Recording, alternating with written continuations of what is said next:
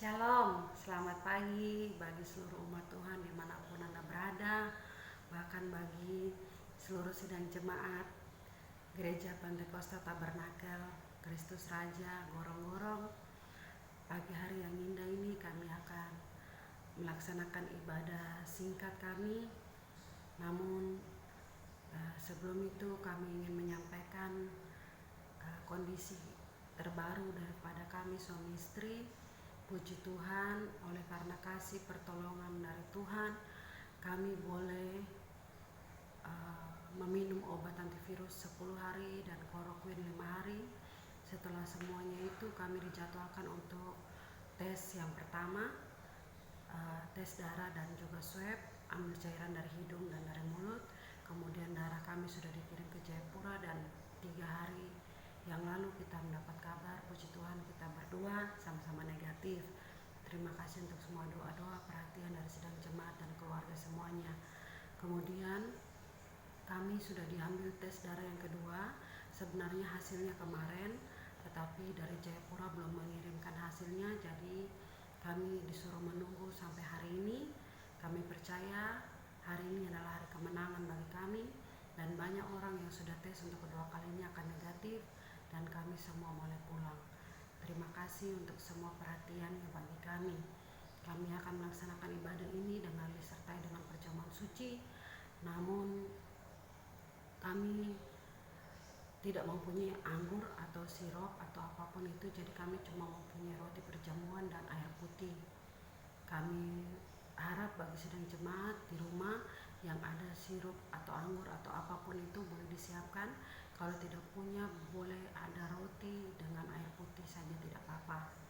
Tetapi kita imani itu adalah tubuh dan darah Yesus. Kita akan mulai ibadah kami. Selamat beribadah. Puji Tuhan, salam sejahtera dan salam persekutuan bagi kita semuanya. Saya bersama dengan istri ingin mengucapkan salam. Shalom. Ya, puji Tuhan kepada seluruh jemaat GPT Kristus Raja Gorong-Gorong Timika.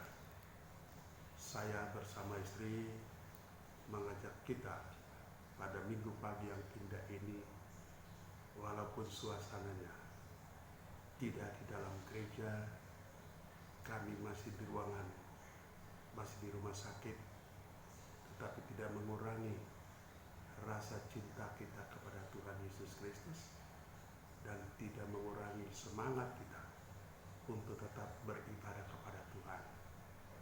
Harapan saya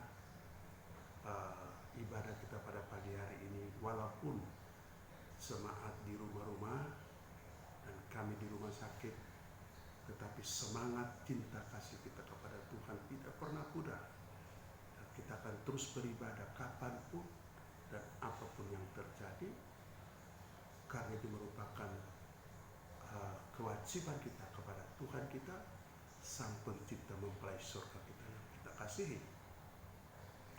Pagi ini kita akan, sebelum memulai dengan ibadah kita, saya mengajak kita untuk menyanyi sebuah lagu pujian dengan judul Kasih Tuhan, Kasih yang Menyelamatkan. Kasih Tuhan, kasih yang menyelamatkan. Kasih Tuhan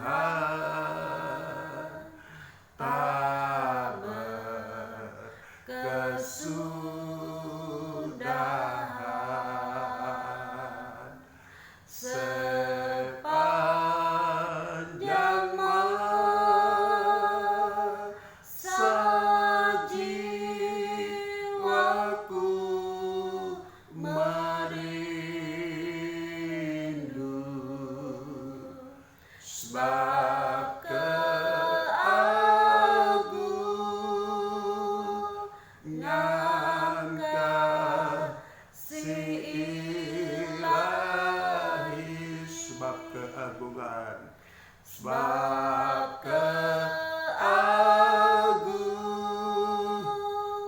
dengan kasih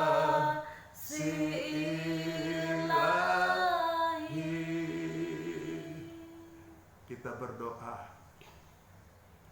Bapa kami di sorga, Bapa di dalam nama Tuhan Yesus Kristus, Allah yang hidup dan berkuasa, pada minggu pagi yang indah ini Tuhan, di tengah-tengah suasana yang tidak menyenangkan bagi kami, di mana saat ini umat Tuhan beribadah di rumah masing-masing sebagai dampak akibat daripada virus corona yang makin merajalela di mana-mana. Tetapi kami sungguh percaya, walaupun kami ada di rumah-rumah, tetapi kami yakin percaya kuasa-Mu ada bersama-sama dengan kami setiap umat, setiap jemaat, memampukan kami untuk kami bisa beribadah, untuk sesaat menikmati persekutuan dengan Dikau lewat siaran ini Tuhan, atau lewat ibadah ini. Biarlah kuasa-Mu Dikau nyatakan kepada kami semua, baik hamba-Mu suami istri yang saat ini berada di rumah sakit, tetapi juga jemaat-jemaat Tuhan yang ada di rumah-rumah.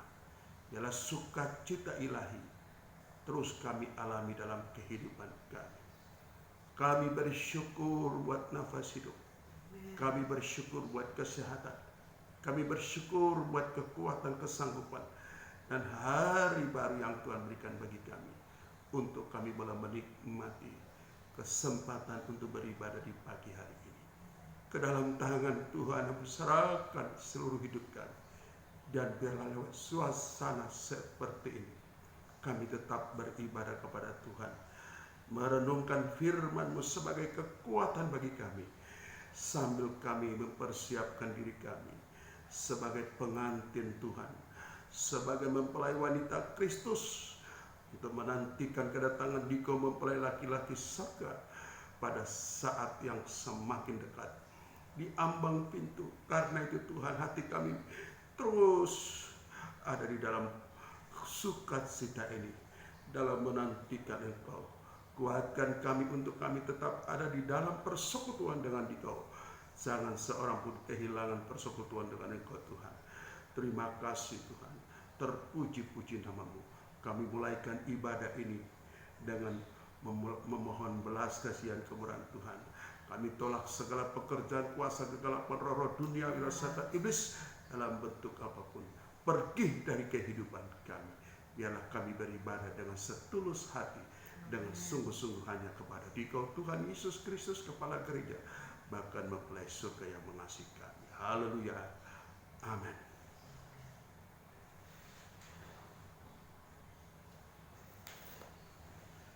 Puji Tuhan.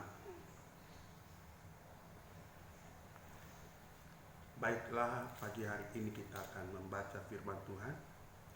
Saya mengajak kita membuka firman Tuhan di dalam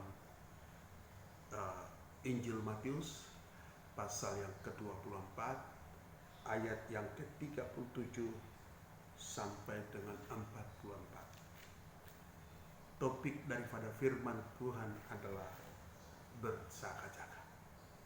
Nah, nanti firman Tuhan akan dibacakan oleh Ibu Rohani, dan kita semua akan sama-sama memperhatikan firman Tuhan. Puji Tuhan. Ya, kalau semua sudah mendapatkannya, kita akan membacanya bersama-sama. Nasihat supaya berjaga-jaga. Sebab sebagaimana halnya pada zaman Nuh, demikian pula halnya kelak pada kedatangan Anak Manusia.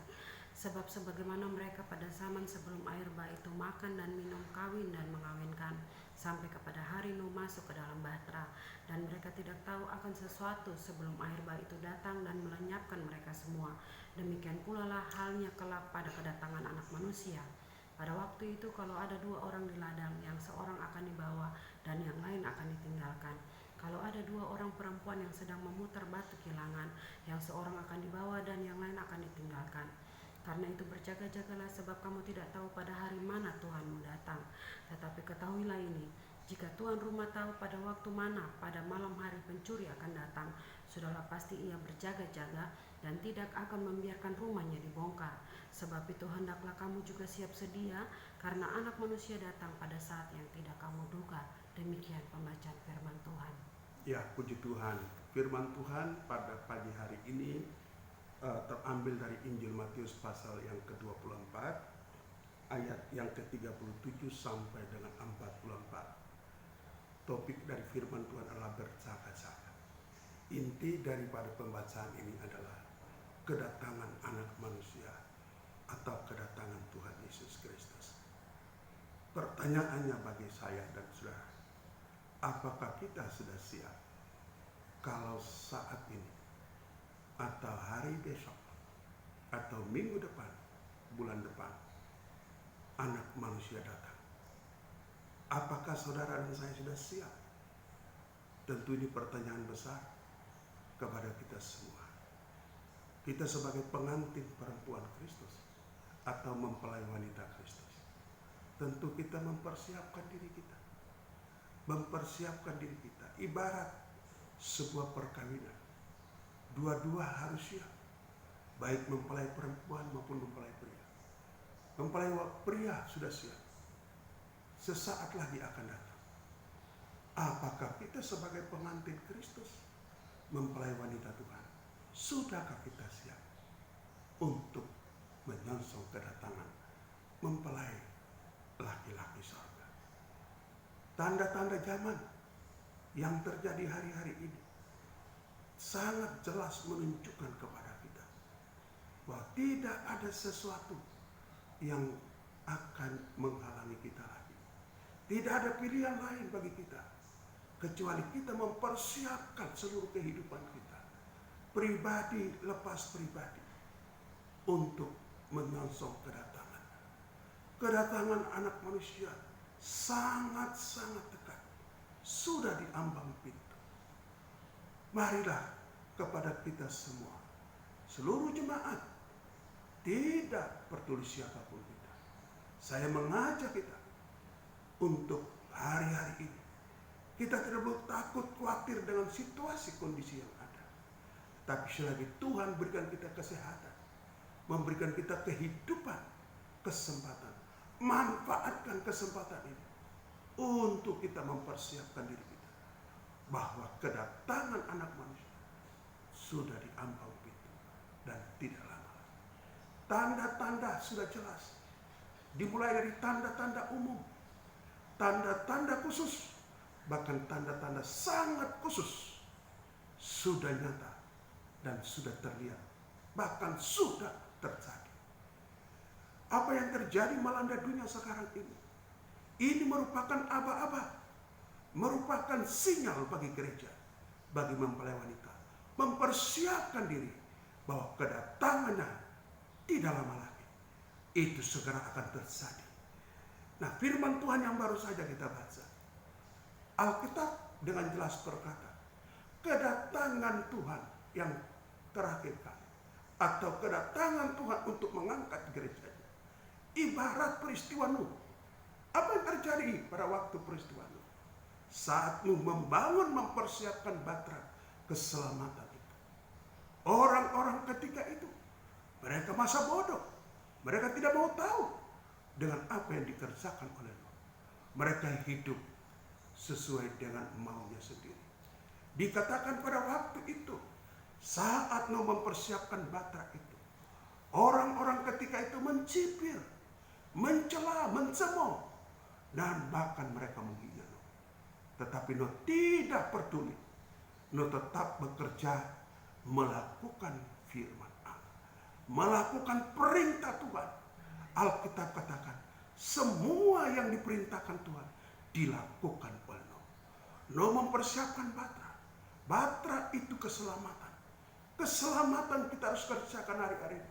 Rasul Paulus dalam surat Filipi pasal yang kedua, ayat 12 dikatakan, kerjakanlah keselamatanmu dengan takut dan gentar menjelang hari Tuhan. Kita tidak bisa main-main, kita harus serius.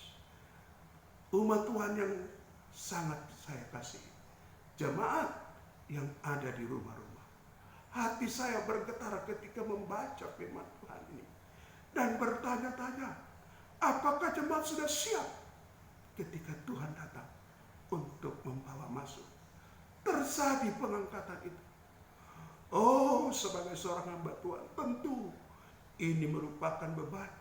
Tetapi saya percaya jemaat Tuhan, dimanapun saat ini Anda berada, dimanapun saat ini Anda, kami percaya bahwa Tuhan memberi kekuatan untuk Anda semuanya dapat menantikan Tuhan dengan kekuatan dan pertolongan Tuhan. Matius pasal 24 firman Tuhan katakan, kedatangan Tuhan sama seperti pada zaman Nuh. Ada dua kebiasaan manusia yang terjadi pada waktu itu. Yang pertama adalah makan minum. Dan yang kedua, kawin dan mengawinkan. Ini kebiasaan-kebiasaan terjadi ketika itu. Dan saudara bayangkan, pada zaman akhir ini, kebiasaan itu terulang kembali. Dan itu bukan sekedar kebiasaan, tetapi Alkitab katakan, itu sudah menjadi berhala. Itu sudah menjadi ilah zaman yang membuat banyak orang buta sehingga tidak memandang kepada Injil kemuliaan Allah. Alkitab katakan ketika Nuh mempersiapkan batra, mereka tidak tahu apa-apa. Mereka tidak mengerti apa-apa. Kata tidak tahu artinya mereka buta. Mereka dibutakan oleh kebiasaan-kebiasaan ini. Makan, minum, dan kawin mengawinkan. Sehingga Paulus katakan bahwa apabila Injil yang kami beritakan ini tertutup, maka tertutuplah bagi mereka yang akan binasa. Kenapa? Sebab mereka telah dibutakan oleh ilah sama ini, sehingga mereka tidak mengenal kebenaran Injil, bahkan tidak melihat, memandang kepada kebenaran Injil itu. Dan Alkitab katakan, ketika pada hari batra Nuh selesai, Nuh dan seisi rumah keluarganya masuk ke dalam batra keselamatan, dan hari itu penghukuman dinyatakan. Mereka semua yang terikat, mereka semua yang hidup dalam kebiasaan-kebiasaan buruk, makan, minum, dan kawin mengawinkan, mereka semua dilenyapkan oleh Tuhan lewat air bah. Kata lain, mereka semua dibinasakan untuk selama-lamanya. Saudara, saya tekankan, tidak ada pilihan lain kecuali bertobat. Kalau hidup kita, kehidupan kita masih terikat dengan kebiasaan-kebiasaan, masa bodoh, tidak mau tahu dengan rencana keselamatan. Oh, Tuhan mengasihi Anda dan saya. Tuhan menetapkan kita bukan untuk ditimpa malapetaka, bukan untuk ditimpa murka, melainkan untuk menerima keselamatan. Itu sebabnya marilah kita kerjakan keselamatan kita hari-hari ini, sehingga kita tidak kemudian dilenyapkan seperti orang-orang yang pada zaman Nuh. Mereka semua lenyap, hanya 8 orang yang diselamatkan masuk ke dalam batra. Sedemikianlah seleksi. Saudara, tidak semua. Alkitab dengan jelas, hanya 8 orang yang diselamatkan dari begitu jutaan manusia yang hidup pada zaman ini. Pertanyaannya bagi kita, apakah Anda dan saya tergolong orang-orang yang diselamatkan atau yang dilenyapkan dari muka bumi ini ketika Tuhan datang kembali? Semoga jangan sampai kita sebagai jemaat Tuhan mempelai wanita Kristus, bersiaplah karena kedatangan Tuhan tidak lama lagi. Hidup suci, hidup benar, hidup kudus.